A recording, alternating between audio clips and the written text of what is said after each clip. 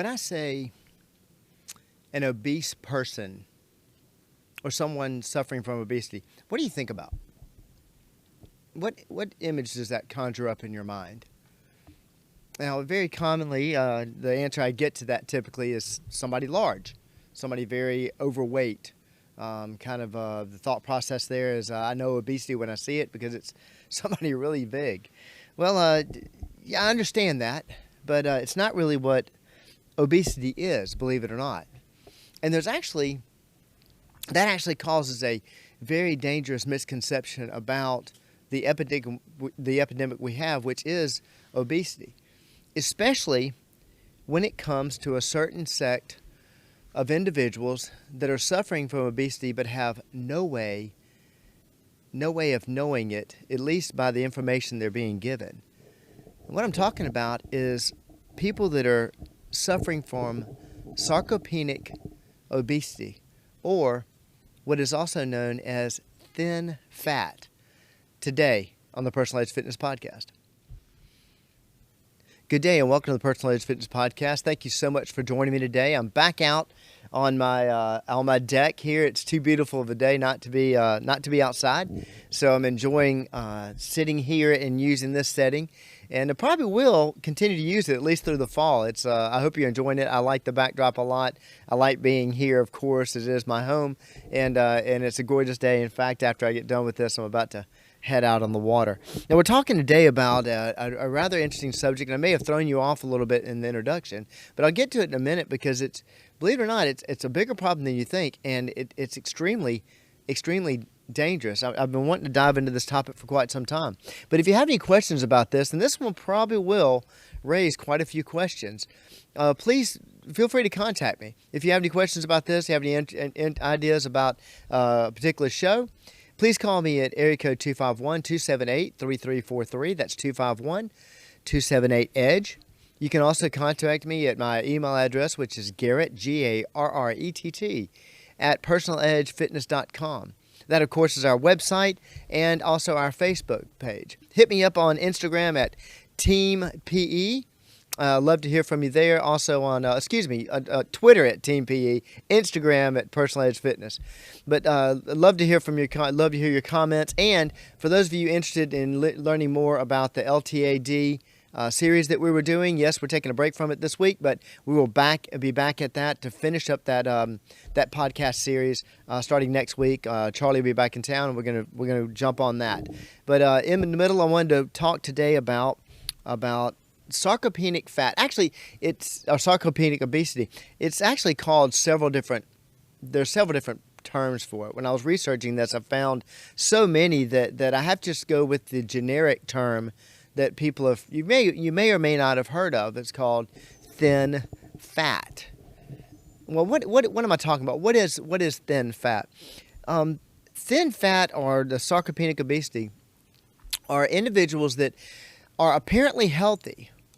In fact, not only do they look apparently healthy, many times, this is the dangerous part about it, many times they're fitness professionals and health professionals, everything from personal trainers to physicians, have told them, you're doing great. Everything's fine. But in actuality, they're obese.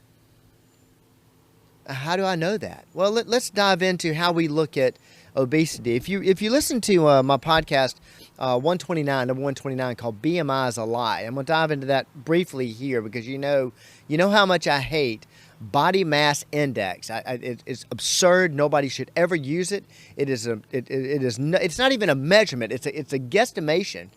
And the problem is we're diagnosing people the wrong way by using this absurd, ridiculous calculation of nothing more than height versus weight. And for those that didn't hear the podcast 129, BMI, body mass index, actually originated. In fact, it did not change when it changed names whatsoever. It originated in 1832 by a gentleman by the name of Adolphe Quetelet, who I believe was French and was a math guy. He was a statistician. He was a astronomer and something else. Anyway, all numbers and science. But I mean, Numbers was his thing.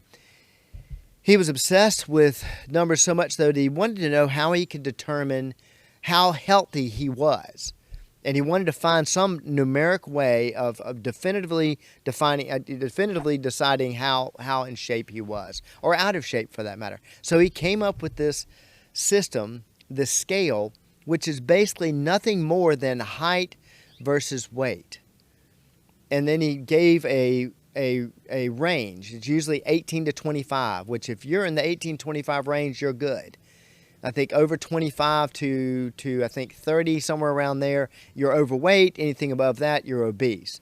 And below 18, you're under normal weight, as they call it. And that was his system, which is horrible, which is absolutely horrible. The only reason it came up with this incredible scientific term of body mass index, like it's supposed to be something significant, it was named that, it was the Quetelet index was named that in 1970 by the same idiot who came up with the lipid hypothesis. And that, of course, was Angel Keys. Angel Keys named it the body mass index. It did not change. This is the same ridiculous, incorrect system that we've been using to guesstimate people's weight. I mean, seriously, it's no different than, is that building big? I don't know. I'm going to look at it. Yep, looks big to me.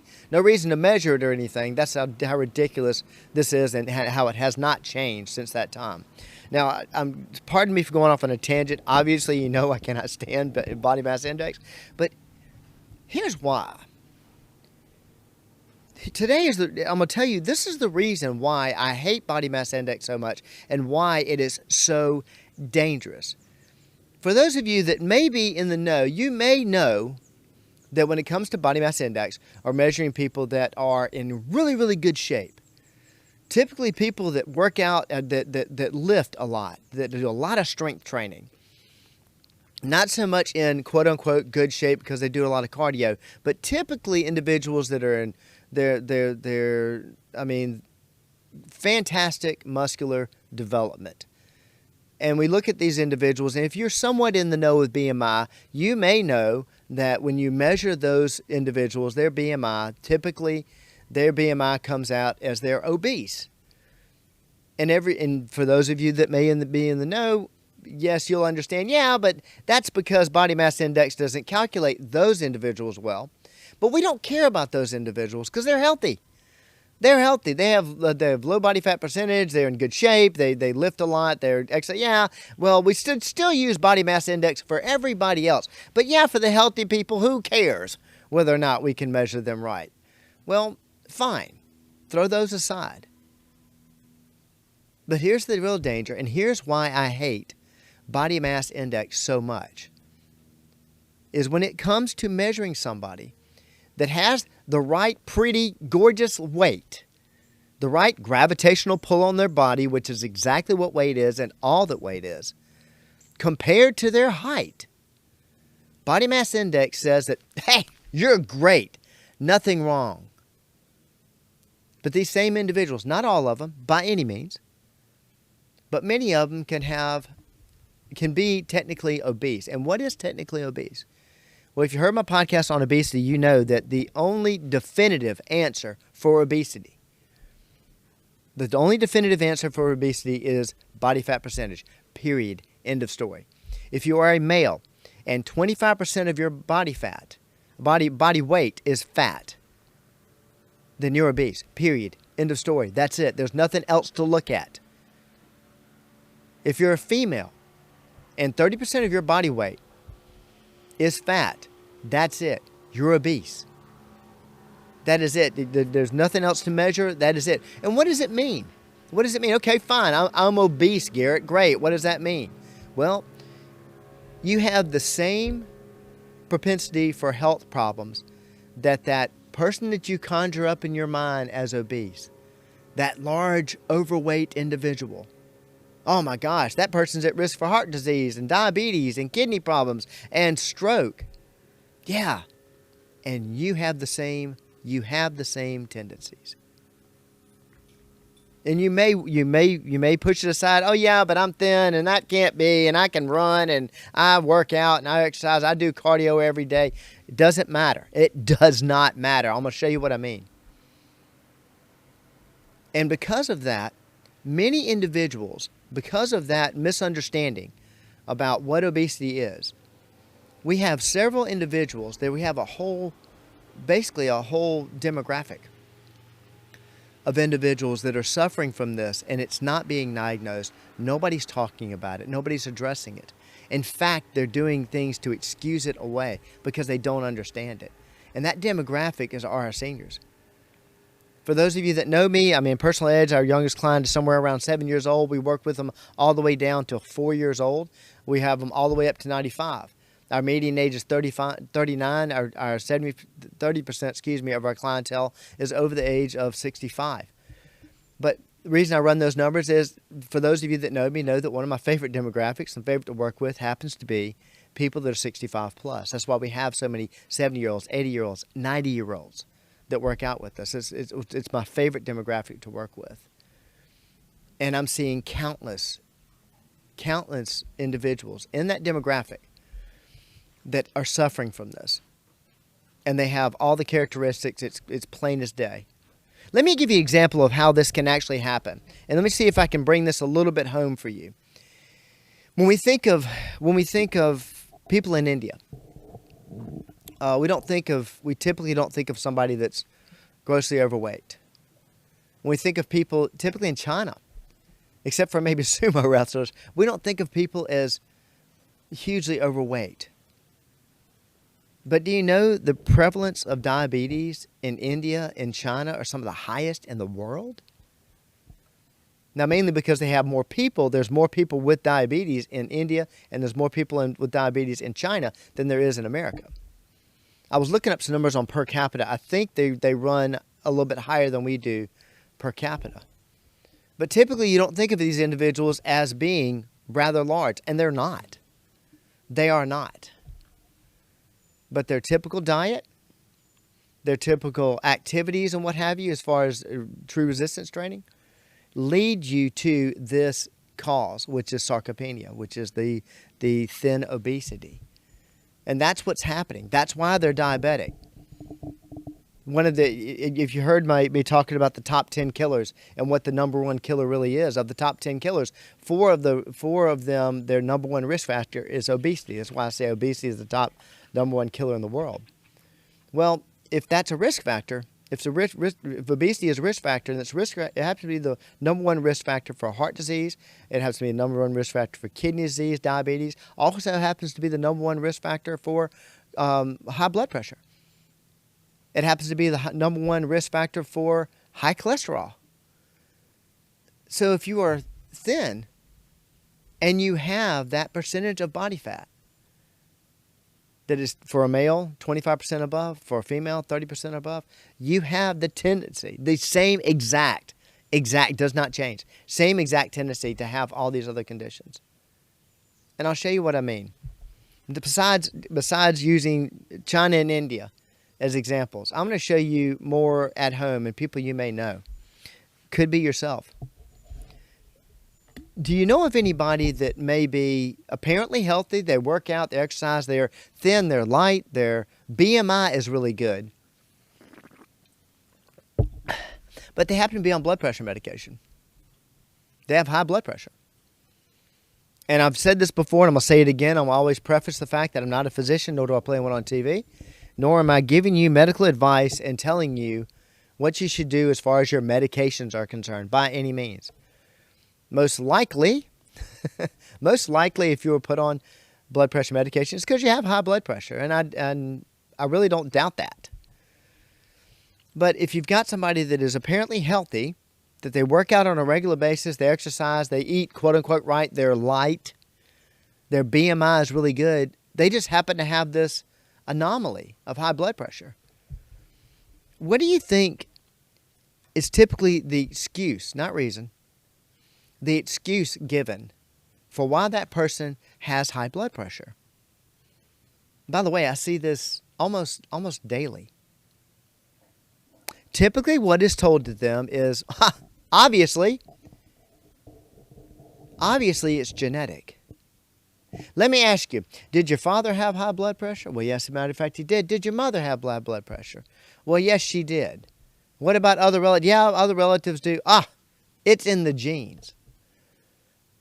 Now, with all due respect, I'm not, it's way above my pay grade to get into genetics. But something that is rarely, if ever, considered, I would say never, but I don't know that for a fact, but rarely, if ever, considered, is that could it possibly be, not that it just happens to be in our scientific makeup, but instead, if my mother had the same lifestyle that I do, if my father had the same lifestyle that I do, and you can say, well, I won't go walking. My mother never went walking. If your mom was busy, was doing housework, what have you, looked like you, had the size like you, but had high blood pressure, I'm telling you, it's possibly a lifestyle thing. I'll never forget one of my clients years ago tried to tell me that his fat was genetic. him being actually very obese, very fat, was genetic. And I asked him, okay, I'll punt. Why? Why do you say that? Well, because my daddy had all his right here too. That's how absurd we can get with the genetic thought process. But he didn't talk about the fact that his daddy also ate the way he does, had the same lifestyle that he does, period. And when we have individuals that are thin and obese, and they're on cholesterol medication, or they're on blood pressure medication, or they have diabetes, many times they're told, well, it's genetics, instead of looking at the lifestyle. But why would a health professional, everything from personal trainer to physician, why would a health professional tell them, you're in great shape, this is just an anomaly? You guessed it. When I measured your BMI, you were perfectly fine. You're somewhere between 18 and 25. I looked at Adolphe Quetelet's 1832 measurement and decided in 2022, using ancient techniques, that you're in good shape. I didn't look at your body fat. Never thought to look at your body fat. So what ends up happening is we have people that are light, and many of these individuals fixated on that weight number. I cannot be over that number. You'd be shocked at how many times we run into that.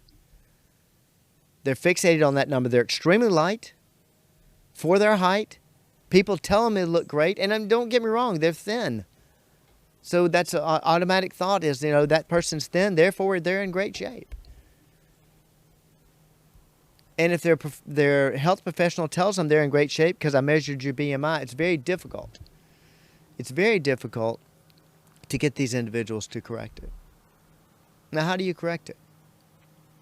Well, you have sarcopenia in sedentary individuals. Not all. In fact, I just want to bring this up first because the real point I want to bring up is when you have this in people that really do work out, they think they're healthy. That's the real problem I run into.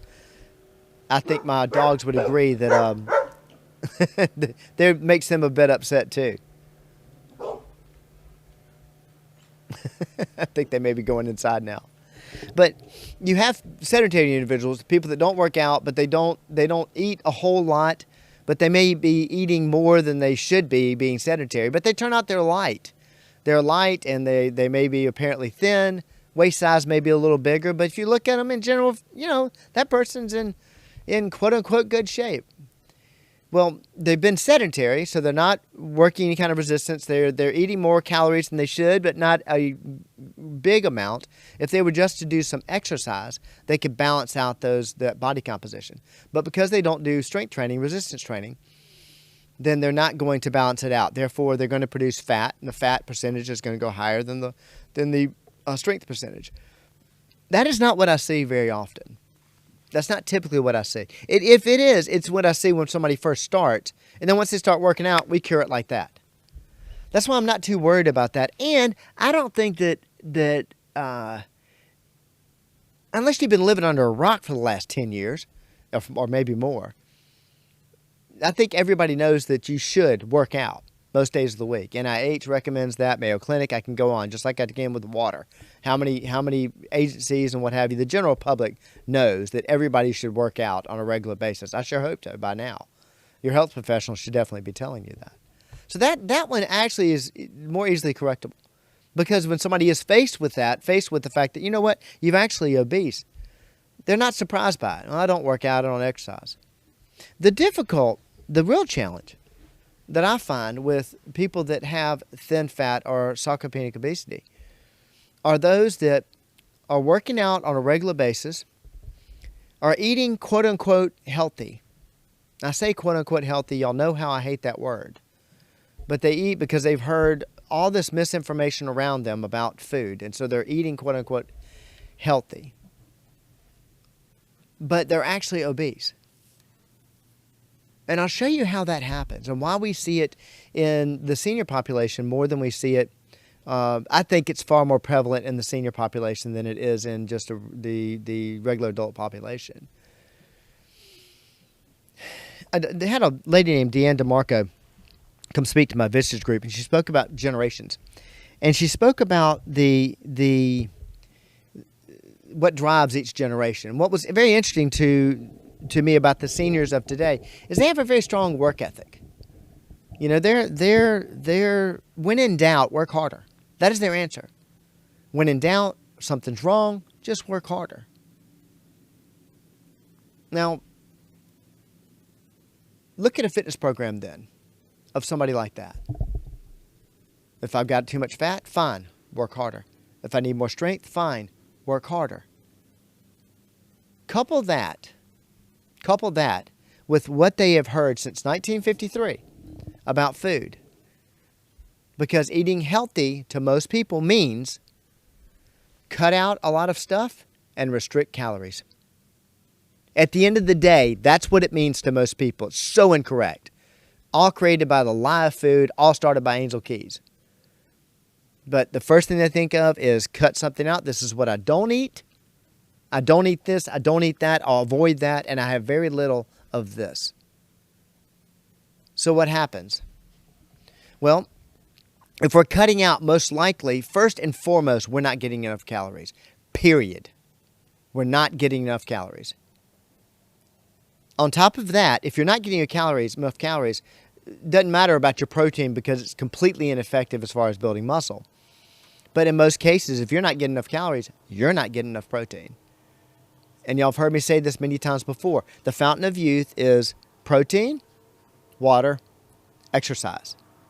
That is the fountain of youth. With those three things, if you keep those steady, barring any unforeseen disease, you can pretty well live forever.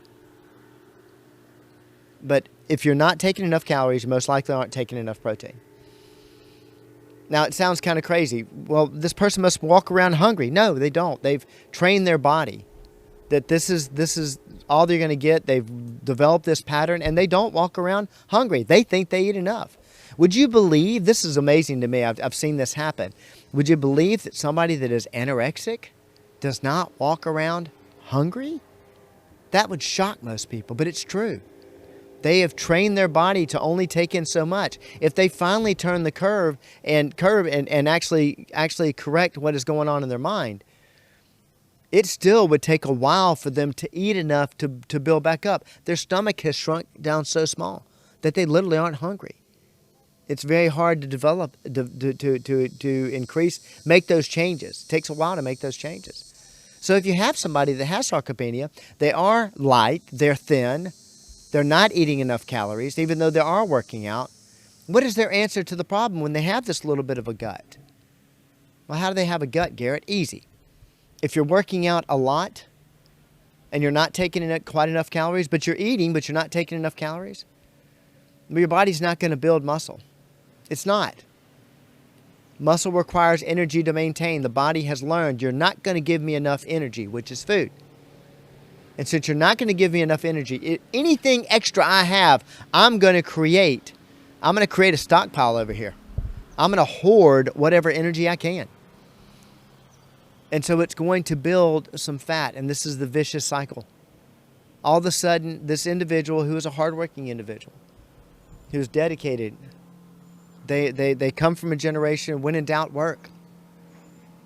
Well, they see this gut, they decide, okay, then I'm going to work harder and I'm going to restrict more. And all that's going to do is exacerbate the problem. When I've talked to a myriad of individuals that have this condition, it is so hard, almost impossible. It is so hard to convince them that your answer to your problem is actually taking in more. It's shocking to them. It's shocking to them. And the whole reason I'm doing a podcast on this is because obviously it's stuck in my craw. It's something that really bothers me a lot. But I have not seen studies on this. I don't think anybody's paying any attention to it. I would like to see some studies on it because I think you would find, this is Garrett's opinion, I think you would find a massive population of people that have sarcopenia. And this, ladies and gentlemen, this is what is killing that older generation. It is something that is killing the older generation. It's all this misinformation. How do you deal with that? What's the first step? How do you combat this? How do you find out if you do have this particular condition? Have your body fat measured. Have your body fat measured. That'll tell you whether or not you are, period, end of story. If you can run a 5-minute mile, but you're a female and you have 30% body fat or more, you are obese. Does not matter. You have the same potential for diabetes, for heart disease, for high blood pressure. But have your body fat measured. After that, then sit down with the professional and look at lifestyle. Look at not only your fitness, not only your nutrition, but look at lifestyle. Look at all aspects of your life. What is leading you this way or that way? That's how you get the answer. For a free consult, be more than glad to do that for free. Call me up anytime. Tell me I'm not going to work out with you, but I want an evaluation on that. I'll be more than glad to do it. It is something I want to hang my hat on, is turning this around. So I will be more than glad to do a free consult with you. You can reach me at area code 251-278-3343. Also reach me at Garrett, Garrett, just like Pat Garrett. Garrett at personaledgefitness.com. That's also our website and our Facebook page. Hit me up on Twitter at Team PE. Sarcopenia, thin fat. Folks, it's more dangerous than you think it is. And also results from how complicated we've tried to make fitness and nutrition. It is so much easier. It's the whole reason for the podcast. Dispelling the myths of health, fitness, and wellness. Just one more way we help you reach your level of wellness. Thank you so much for joining me today, and I'll see you next time.